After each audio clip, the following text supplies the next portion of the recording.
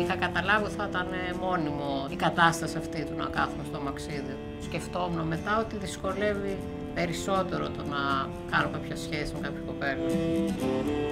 Στην ηλικία των 16 ετών, στο σπίτι μας ερχόταν γυναίκα για να κάνει έρωτα ο Παναγιώτης.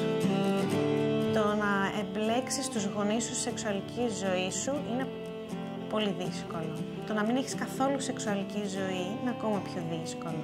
Είναι αυτά τα πράγματα που κρύβουμε κάτω από το χαλί που δεν τα συζητάμε.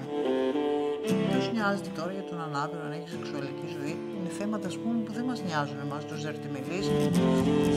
Πήγα στο ίντερνετ σε κάποια site, πήγα 5-6 κοπέλες τηλέφωνο, εξήγησε μερικές που είναι η κατάσταση, κάποιες δεν ήθελαν να έρθουν.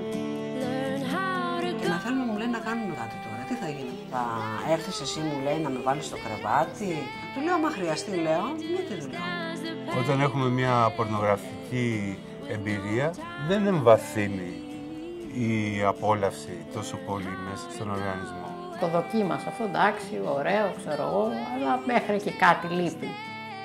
Οπότε αποφάσισα ότι η επόμενη φορά θέλω να είναι την κοπέλα που θα επιλέξω εγώ.